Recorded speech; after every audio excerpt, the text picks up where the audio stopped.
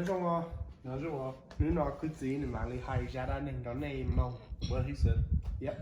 Okay, go for it. It's Story Time by Joe Lucero. Long time ago, many moons, we used to go camping with our church, big group, into southern Utah for spring break.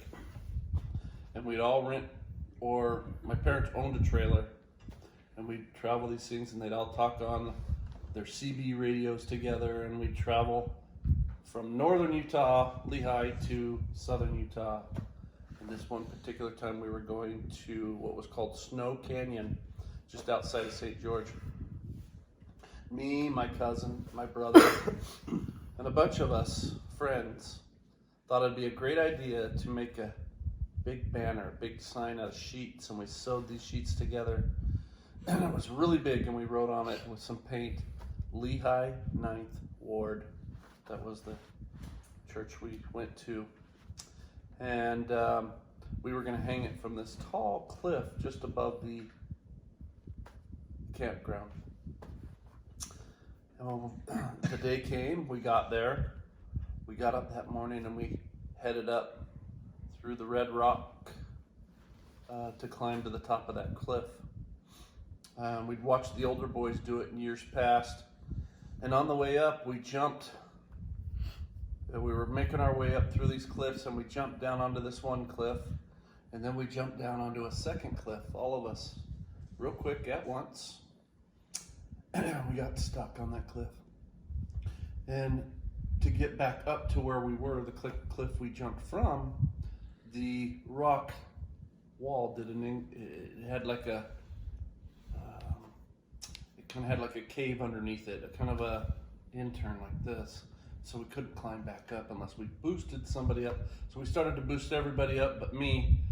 And then they realized they couldn't get me up because they could grab my hands, but that's about all that could be done. And so we thought about it, and someone found a tree, a dead tree, and dropped it down there. It was perfect, and my little brother Bob was the last. We put him down there because he was small, and he started his way up the tree, and the tree swung to the side of the cliff and fell. And he fell, and my cousin had his hand, and he swung over to the other side to where we couldn't see the bottom. We were pretty high up, couldn't see the bottom, and if he would have fallen, he would have died. And I grabbed the other hand, and we started to pull him up, and as we pulled him up, he had an asthma attack. And we pulled really hard, and we got him up onto that next cliff. And we realized that he was really sick, and that we were really scared at this point. We were screaming and yelling for help, for someone to hear our voices so that we could get off this cliff, this next cliff we were on. And it was just to get to safety, it was too high, we couldn't reach.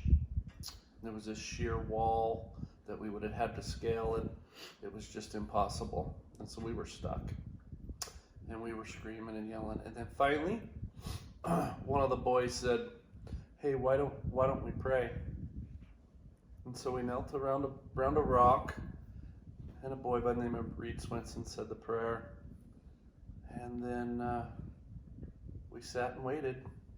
And while we waited, one of us looked over against that wall we were trying to scale, and there was a tree that went from the ground to the top of the cliff.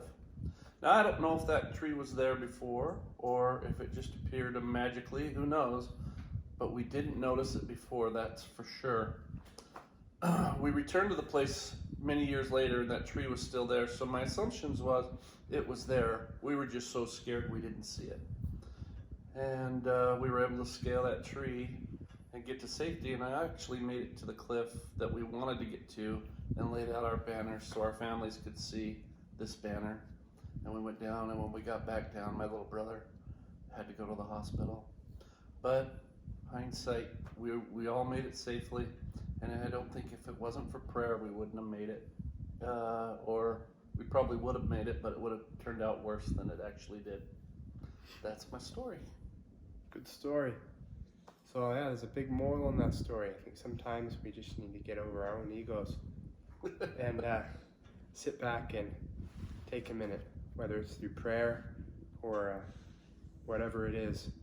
I feel like sitting back and reflecting and overcoming yourself really makes a difference, especially in the tough situations.